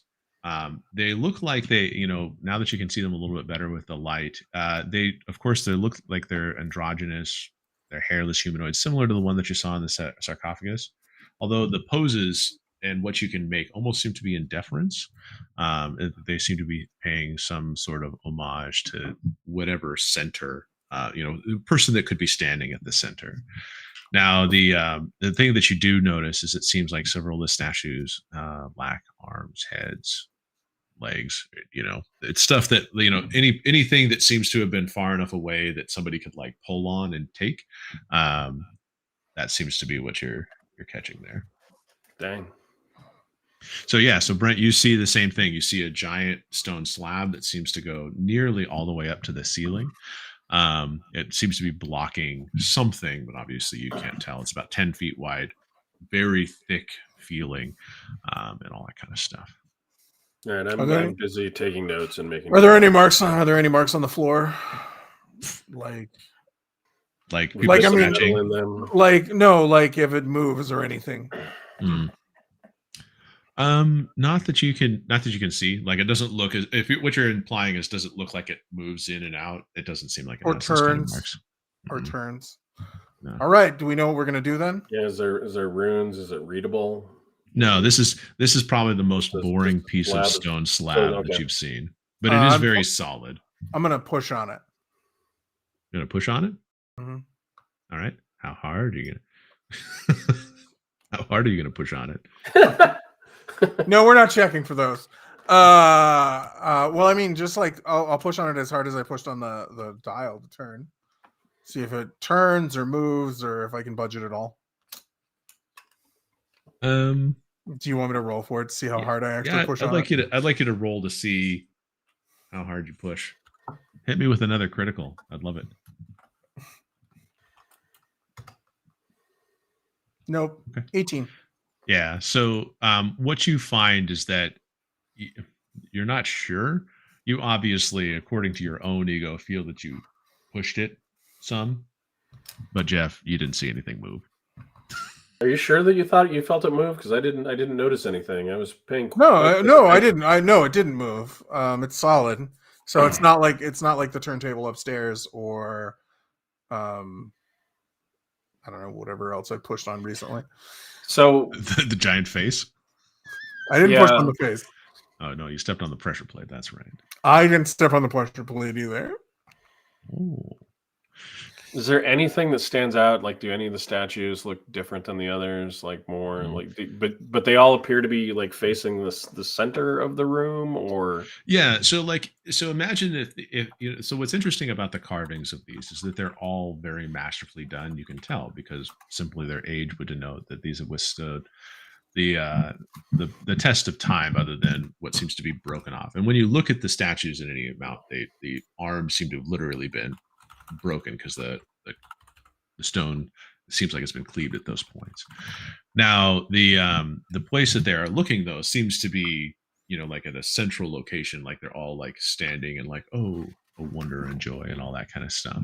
Like I said, the only thing that really you can't make out without maybe climbing to the top is that there's a way to get to the top of the stone slab, but you can't really see anything past it just because it's about 8 feet tall. Well, I will try to hold up my light source and. I'll boost him up so he can look up there. Yeah, let's take a look. I'll try to climb. Okay, so basically, you get a good boost and he kind of hoists you up to the top of the slab. and it is tight. Like when you get up there, you realize you have to kind of shed your adventurer's pack and everything like that, and you can kind of shimmy in between the so you kind of shimmy in between the ceiling and the slab. Now, from the slab itself, it does look as though it's Who put this door here? God damn it! Sorry. it's a very large door. You can see that that there's like an area above where the slab was that it looks like it's almost the same width and everything like that for the slab itself. You can tell that there seems to be some sort of gear system similar to what you see on the elevators that you can go there. But when you get to the top, you can actually only see that there's like really a sliver of space between the slab and what seems to be an extended hallway. And when you look that way, the hallway does look darkened, but you can make out that they're apparently, like with your lantern, you can do some alcoves. Now, the one thing you do notice though is that you could possibly squeeze through there. You think it'd be probably a little bit tight for the door, but maybe you haven't been eating as much lately. It looks like there's a crack that I think I can fit through, and you might be able to fit through. He can see into the other hallway, right? Yeah, there's a hallway on the other side. There's like a gap in the stone. You can see into the hallway through the gap, Jeff. Yes. Yeah. Jeff, think about it. You can see into the hallway. So I should investigate. You can misty step into the hallway. Oh, I can misty step. What you you don't need to squeeze through shit. I can misty step. I'm just laying the details down. That's true. You can misty step without squeezing, as long as you can. Yeah, what are the rules on spells outside of combat? Well, I believe if you just cast the spell, it works. I mean, you will be on the other side of the. No, I will spend a mana point. Does he need to see it, or is it a spot that he has seen? I have to be able to see it. Yeah, it has to be able to see it. So let's see. Misty Step. Astromancy, 1 AP plus 1 MP, range self, duration interest. You're briefly surrounded by a silvery mist. Attempt make a DC 20 spell check. Success, you teleport up to 5 spaces to an unoccupied space, as you can see. And success for every 5, you get +2, but a failure is only 3 spaces. So technically, this is one of those situations where even if I fail, I still it's not interesting to. I don't think it really helps to roll. You don't need to roll. You get through the thing no matter what. So I do ask you a few questions before you go on the other side through the crack that I can see you. Is there anything attached to this slab that's in the way? Like, is there anything on the top that indicates that maybe it slides up or gets pulled up or anything like that? Based on your description, Mike, am I right that it sort of looked like there is room for it to slide up? Mm-hmm. But there's room to slide up, but there's no you don't see a pulley system. There's no mechanism. There's no moorings on the top. Right. Is it the entire width of the hallway? Like they might be on the side? Yeah. So basically you can see that it's the entire width of the hallway, but like I said, so you can't go around it from the sides or anything like that. Well, what I'm hoping is that when he misty steps, hopefully not into the mouth of something dangerous, there'll be some way that you can something you can activate to pull the wall up, is what I tell you. Yeah, possibly. I was thinking the same thing because that's how the cylinder worked. Okay. The button to go back up was on the outside, not the inside. Right. So yes, I will do that, Mike. I will spend the mana point to misty step into the hallway. Okay. So so you basically, you kind of become ethereal. The mist from your being kind of coalesces just a few spaces within the hallway itself. And so once you get into the hallway proper, and there's that whack-a-mole guy with the hammer again. Yeah. He's got you. He separated you from the tank, so that worked out. That worked out the best for him. So what you see that there's kind of some curious carvings that you see that they represent kind of a stirring tempest that cover the walls of this 10-foot wide passage at 10-foot intervals. So like every 10 feet from the slab, you see alcove that contains another one of those androgynous humanoid figures with cupped hands. They are roughly 7 foot tall, and you hear a faint wind that seems to be kind of dancing in the passage, almost kind of like a whistle that you hear, but you're not sure where it's coming from. All right. I will first investigate around the slab and the sides of the slab to see if there is any mechanism that I can see to get it out of the way so that my dwarf companion can get in. Okay.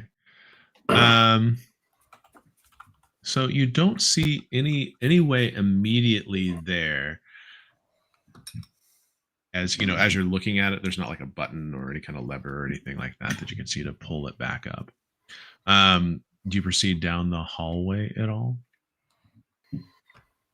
I will walk down to the first alcove and look at the first statue. Okay. So, so within their cupped hands, well,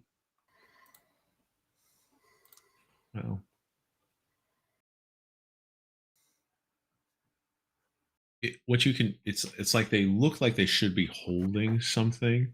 And as you get closer, you actually feel like just a slight bit of like wind, so like as you go kind of to examine them and you kind of climb up, and what's interesting is if you kind of like put your hand in there's actually a small vertical push that looks like it kind of resists you a little bit, but there's nothing in the hands or anything like that. So while you can see that there might have been a mechanism to hold something, ground?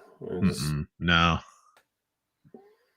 not there's nothing that you see here in this area. I thought maybe it would be an offering thing until you described the air pushing something up, and then it feels like it's part of the sculpture. Mm-hmm. I will walk down to the next alcove and again look for anything on the ground, and you can and that seems to be where that tiny breeze appears to be coming from. Okay. 1 second.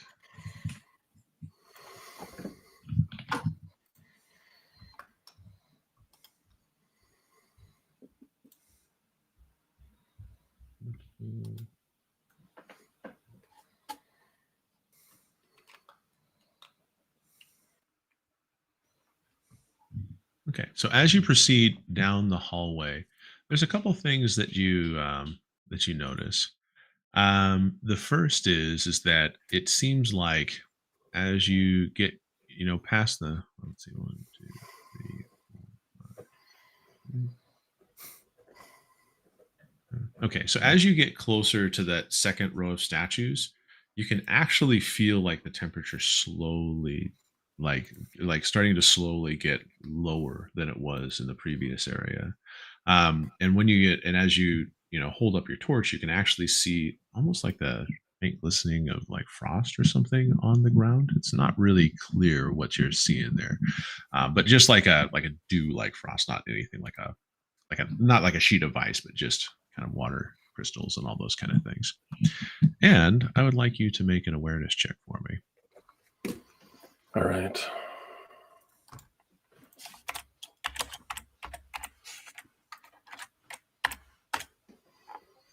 $15. Okay. Not bad. Not bad. Let me see what I.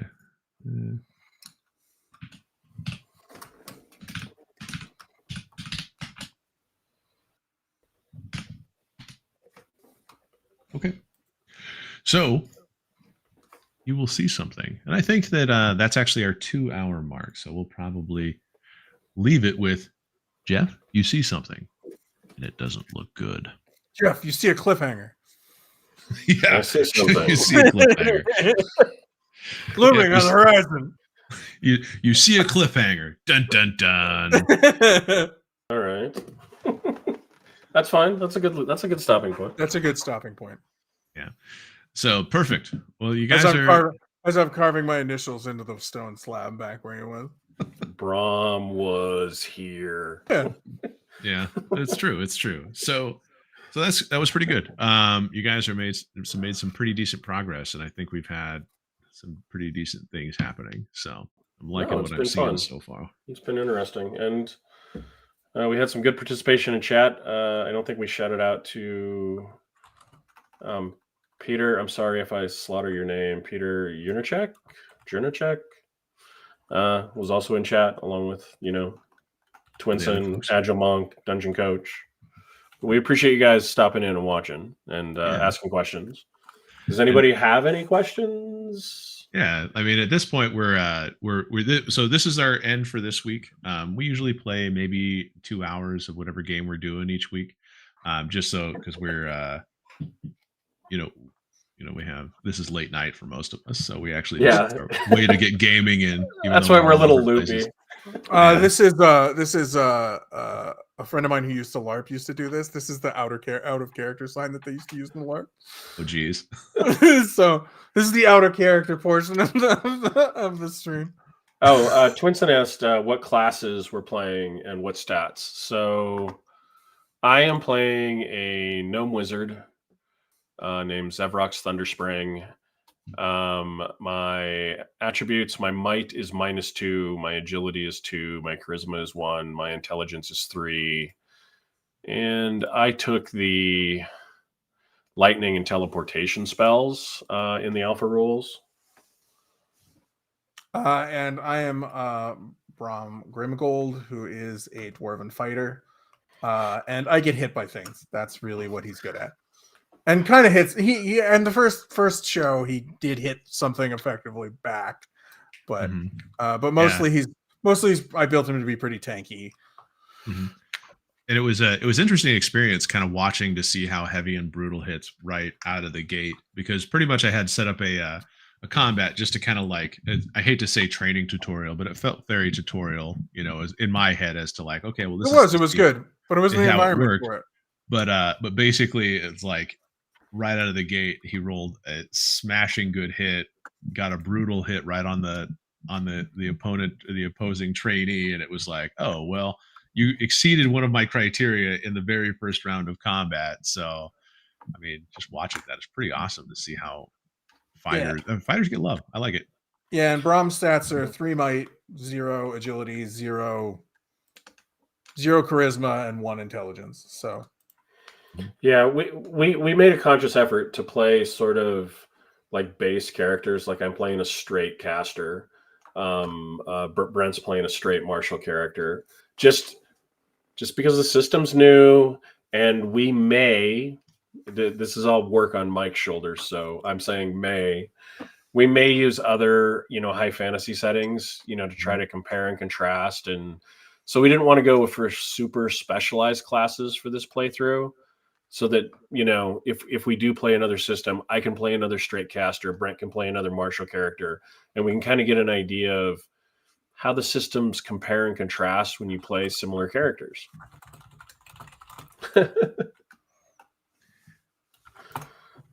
Thanks, Peter. Appreciate it, man. Yeah, we appreciate it. Thank you both for stopping in. Yeah, and honestly, the coolest part about this is the fact that right now, I mean, I hate to say this, but we have a glut of really promising high fantasy systems that are coming through. And so like we have Daggerheart 1.4 is on our radar. We're gonna go take a look at that after it releases tomorrow at some point, watch the live stream, get kind of our thoughts together on what we feel, because we've looked at 1.2 and 1.3 and all that stuff. And then of course we like to back Kickstarters of various things. And so we've got money in the direction of like MCDM. We're probably gonna back a Dungeon Coach because we really like what we've seen so far, and I can't wait to see the final product. We've got games like Distal from indie developers that we're looking at that have some really, really cool mechanics that they're trying to do that are not necessarily the super high fantasy stuff. But then of course you have like the OSR tape games like Shadow Dark and stuff. I mean, this is a great time to be a gamer. You can pretty much find whatever game you like. So yeah, there's lots of good stuff out there right now. So there is, and we're trying to play it. We're trying to give exposure to different games that aren't Dungeons and Dragons. Most of us have played that, so yeah. So we're just having fun, trying different things. Yeah. Yeah, that's what we've been doing. Is we've kind of been doing. That's kind of one of the things that we hope to do is play through this scenario and then compare the systems. at a later date when we've kind of churned through a few of them. Yeah. That's kind of what we do on the show, is we kind of talk about comparisons between systems, and then really, like, I'm not speaking for them in this case, but one of my life goals is to encourage other people to play other games than D&D. Even if they're D20 games, to try and play other games than D&D. So yeah, and I mean, like, it's nice to have like your comfort game, the game that you can just pull off the shelf and can play whenever you want. But it's so cool to play all these other games because they each bring something cool and new to the table. Even if it's not even if it's a high fantasy type game. I mean, we've had what between Daggerheart and this, there's your two different games, but you're having a high fantasy amount of fun. And so we'll see. Now, Daggerheart might be a little interesting to try to put into the Age of Worms adventure path because of the flavor. Yeah, that's a pretty big. Yeah, that may not get the treatment, but some of this other stuff might. Well, we're throwing things at the wall and seeing what sticks and trying stuff out. But I know that every time we play a new system, I know that I learn something, and I think I've gotten better as a player. In the last year or so since we've been doing this, I know I'm having a lot more fun. Things don't seem stale. It is hard learning all of these rule sets and trying to make look like you know what you're doing, but Mike's GM most of it, so he's doing most of the work. Yeah, in this case, he's taken upon himself to forge the path. Yep, and it's my free time seems to be between 8 p.m. and later. Yeah, so that's why we're playing late at night. Yeah. Well, you're welcome. Thank you. We do the hard work so you don't have to, or something. I don't know. There's a tagline in there somewhere. We really enjoy games, and so getting the opportunity to play games and discuss games with other people, that's like really, really important to us. So yeah, awesome. Man, that was a lot of fun, honestly, and it was we really, no matter what, just appreciate you guys jumping into chat and saying hi. We're not so into the game that we're like, oh, somebody hit chat. We can't. Whatever. I appreciate peanut gallerying, both from myself and from other people. So thank you. Yeah, we do it to each other when there's no audience. So yeah, it's true. It's true. So, all right, guys. Well, I think that's good. That's all I got for the night. Right. Again, we really appreciate it. So awesome. Well, if you're not watching the stream and you don't want to comment here on YouTube, you can interact with us on social media. We would be on Facebook, Threads, and Twitter outside of YouTube. And you can find us by searching for @Rollwise, or you can email us, rollwiseguys@gmail.com. And as always, thank you for joining us. We really appreciate all of you guys. Like I said, games are our passion, and we enjoy sharing it with you guys. So roll well, roll wise, and be safe out there, everybody. Thank you, guys. Thank you very much. Thank you.